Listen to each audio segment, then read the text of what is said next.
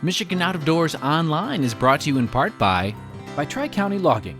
Experienced in sustainable forestry practices, Tri-County Logging can help you manage your property by keeping your woods healthy and generate income. Serving southern and mid-Michigan for nearly 50 years, TriCountyLogging.com. Well, hey everybody, welcome to Michigan Out of Doors. Thank you so much for joining us this week. I'm really excited about this week's show because I'm going to get to share with you my first 2 to 3 weeks of the turkey season. It took me a little while to have some success this year, but I had a lot of fun along the way and got some really cool footage. You won't want to miss that.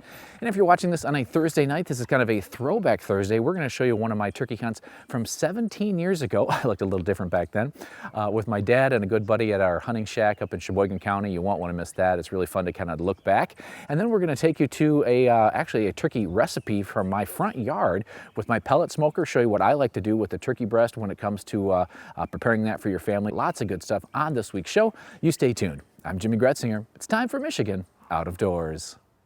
From the first spring rains to the soft summer breeze, dancing on the pine forest floor, the autumn colors catch your eyes. Here come the crystal winter skies. It's Michigan out of doors. What a beautiful day in the woods. Someday our children all will see this is their finest legacy, the wonder and the love of Michigan. As the wind comes whispering through the trees, the sweet smell of nature's in the air. From the Great Lakes to the quiet stream, shining like a sportsman's dream, it's a love of Michigan we all share. Michigan Out of Doors is presented by Country Smokehouse, a sportsman's meat processor and Michigan destination since 1988. Offers a variety of homemade smoked meats and Michigan-made products in-store and online. The Country Smokehouse features an outdoor barbecue and bar. Details at countrysmokehouse.com. By Angler Quest Pontoons. Angler Quest is a Michigan-based company building boats designed for comfort and fishing functionality. For more information, anglerquestpontoons.com.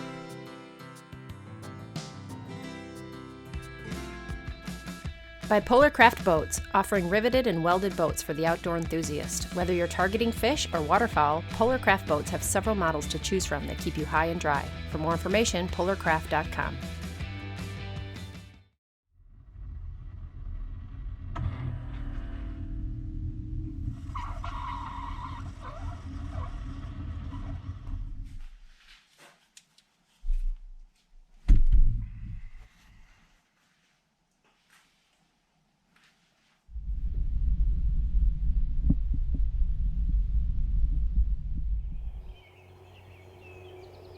Good morning, everybody. Opening day of the turkey season. I've got at least 2 or 3 different groups of gobblers, jakes, whatever it might be, to my west and to my south. And I got a hen that's talking to me a little bit. Sounds like a couple hundred yards in front of me. It's a perfect morning, very little wind, cold, crisp. Oh, it's so good to be in the turkey woods.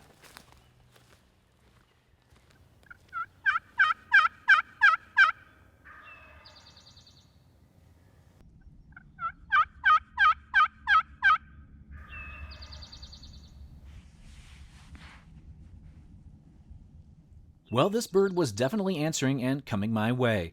From the position I was in, a bird coming from my right would be hard to get on camera till he was pretty close. Well, that's exactly what happened.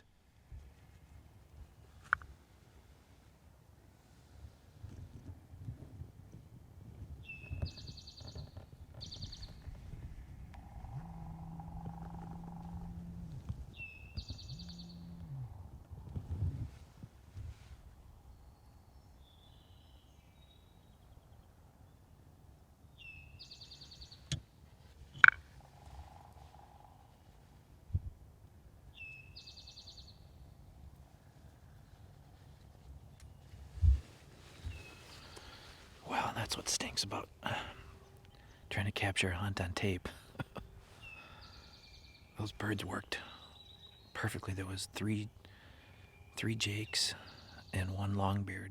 Well, I might have been able to shoot that bird on his way out, but had the 20 gauge with me that day, and it would have been a long shot for that gun. I did have several other hunts as well with some birds that didn't want to cooperate, but I did have some hens at 10 paces on one hunt, and it made for some really good footage.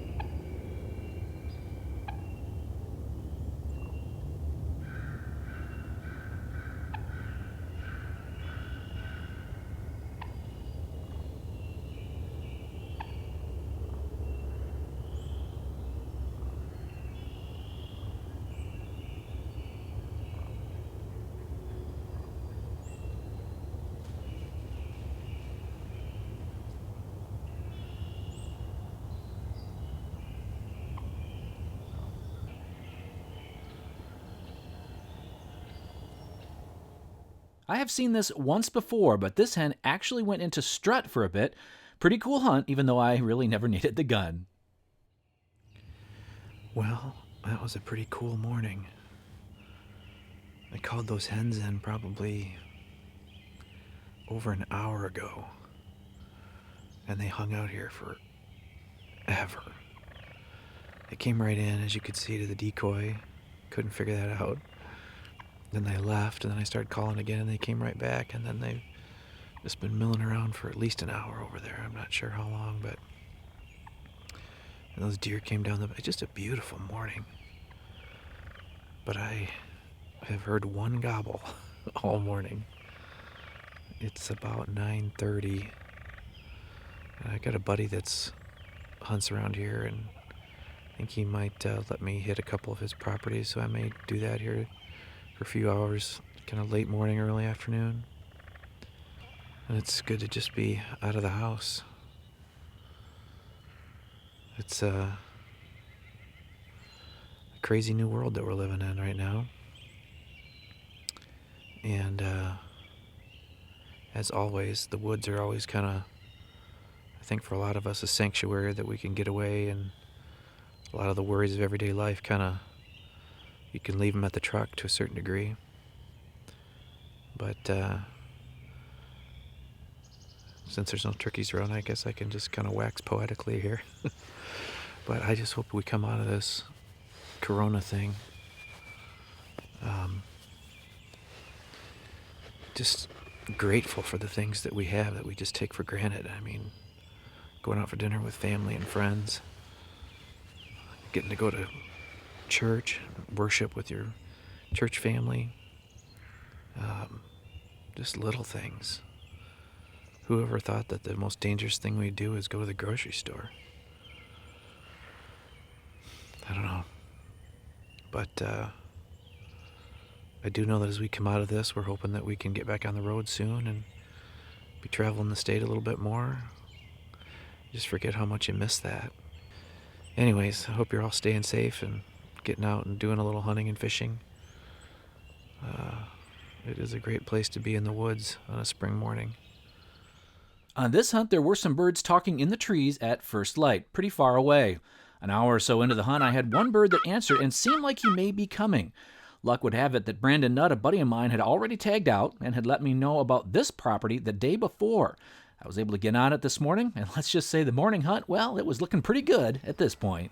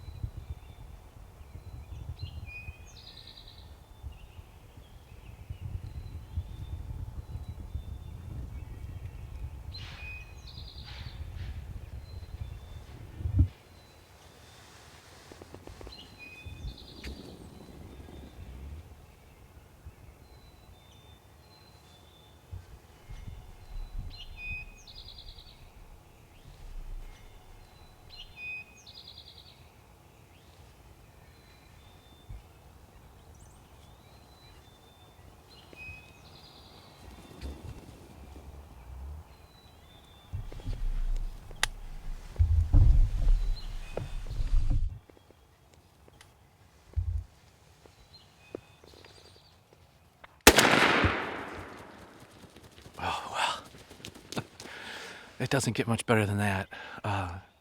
This tom gobbled a couple times coming in, but not a lot. And in fact, he's still flopping over there. He following a hen, she came into this little food plot, just a perfect spot. Came in and taping myself here this morning, so you never know how the setup's going to work, but this couldn't have worked better. They came in from my left, came right into the decoys, just absolutely perfect. And I'm not usually one to wait around a whole lot once I get in the decoys. Perfect spring morning. Yes. All right, let's take a look at this nice bird. Boy, did he put on a show coming in or what? I tell you, that was just picture perfect. It's just special thanks again to the landowner and to Brandon for setting me on these birds. I was saying that it's nice to have buddies that tag out early because they're always wanting to do some more hunting, and then you get some access to some spots you don't normally. But yeah, this is a nice bird. Boy, he gave us a little gobble there. Boy, that was just perfect. Well, it was a morning and really a season to remember. Some good time in the woods and a nice bird as well. There are still a few weeks left, so good luck to everyone still holding a tag.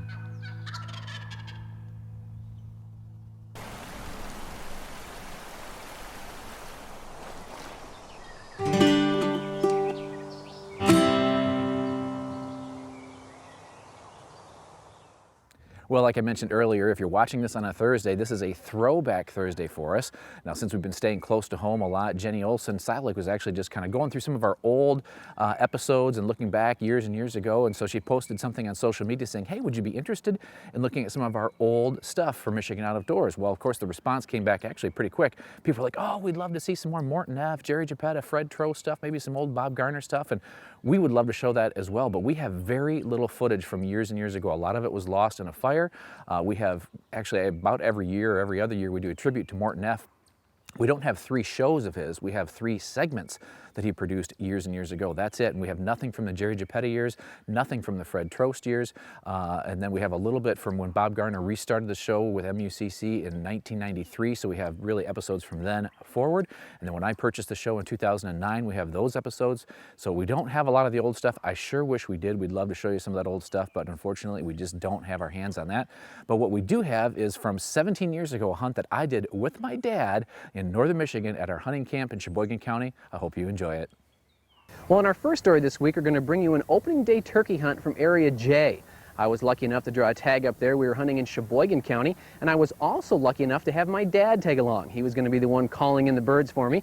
Now, that area of the state is one of my favorite areas in the state. It's also one of my favorite times to be in the woods is the spring.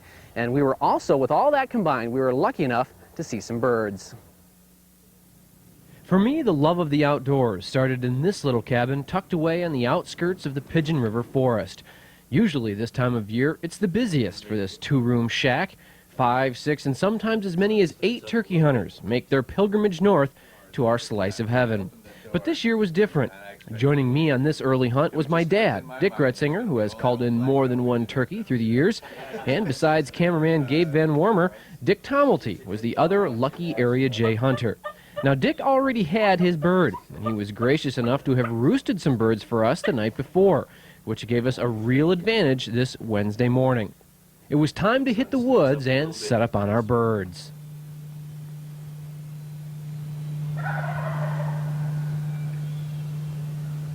We kept quiet until the birds left the roost, not calling until we saw them fly down. Our only hope was that these toms had no hens with them. If they were alone, we had a good chance of calling them down the ridge.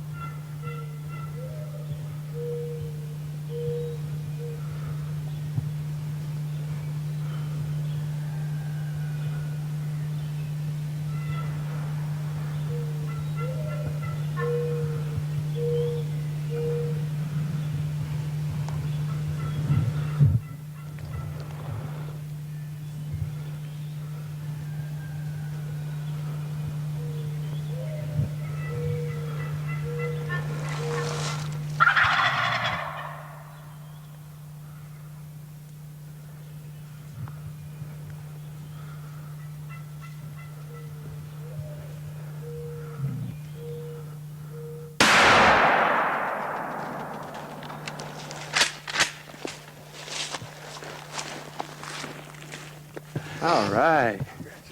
Thank you, sir. Was that textbook or what? Oh, boy. Holy cow. Absolutely perfect. How many were there? Nice calling. There was 3. They're all 3 Jakes. All 3 Jakes. Yeah. I didn't know how many there were. I could see them coming, but I couldn't tell. I thought, gee, and I saw them coming down the hill good. But That was awesome. Good calling. thanks, buddy. Oh, that was just perfect. They came down. I didn't know if you saw them. I saw them. I didn't see them come down, but one time on top, I saw them work their wings on top, and I could see it. They were a long ways off. Then they kind of went good for the chick, chick, chick, chick, chick. Yeah, they like that little clucking. More than the yelps. They came down. I mean, I didn't hear them at all, and I could see them come down. They just, They just sailed down. came down, and they were up there, and they, over here, and they came down like they were going to go north. So I was getting ready to call, and then you called, and they let out right away, and I figured, well, we got a chance. But when they got in close, I could see him coming. Then I heard the gobble behind him. Must have been the third one, and I thought maybe that's the big guy. I couldn't tell what they all were. I never got a look at his beard, but these 2 were Jakes, and I was going to shoot him in the woods, but I figured, well, I'd let him get out here, see if we couldn't get him on camera. But this one here, I don't know. Could you see it when he stopped and looked? Did you? Yeah. He came out here, and his head was behind one of the trees, and all of a sudden I had my beat on, and I was following him, and all of a sudden he stopped. And he looked back like that, and I thought, it's now or never. He thought he saw you. I think he saw something, I don't know. But he was going, and he stopped, and he turned his head back like that, and I figured, well, I better just... Yeah. The hunt had worked to perfection. The birds answered well, and we had played our hand just right.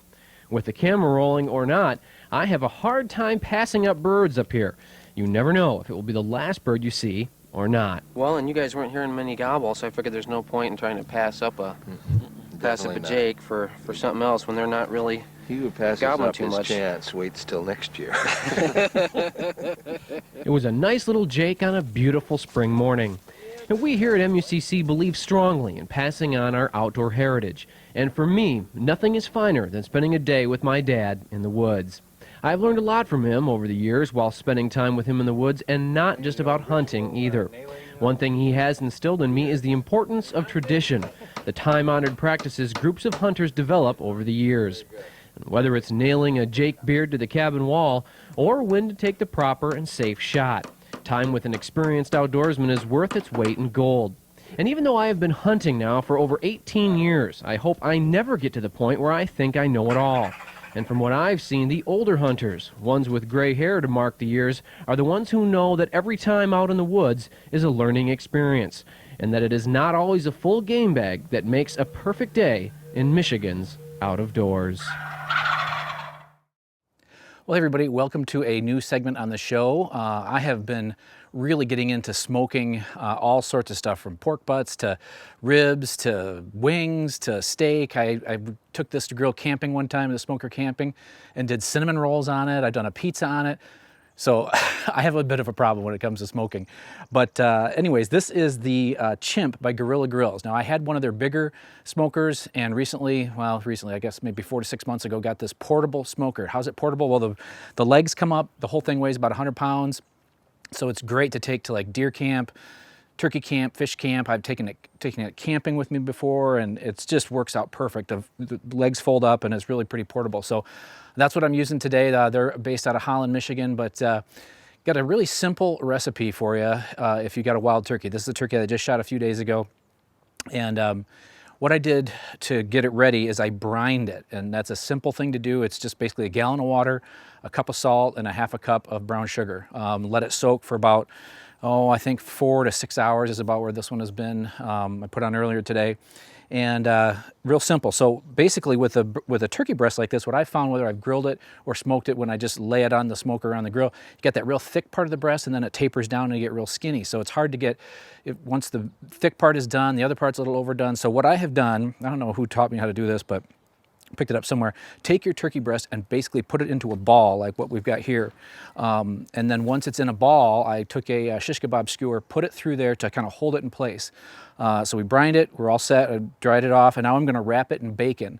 And so that's, again, just a simple, easy thing to do. and then I'm going to slow cook it at about 200 degrees on the smoker.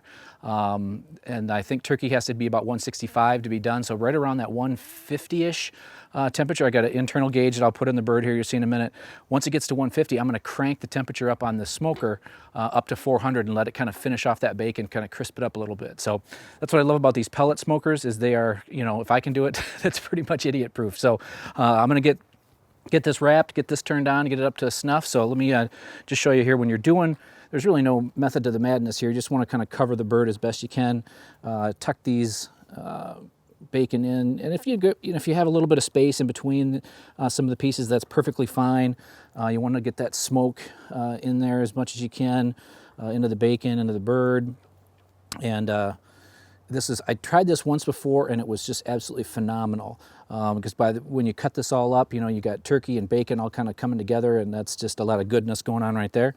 But again, I have loved this smoker. I'm going to do another recipe coming up soon about how to reverse sear venison tenderloin. You're not going to want to miss that one too. So, okay, so this looks about done as far as it's nice and wrapped up.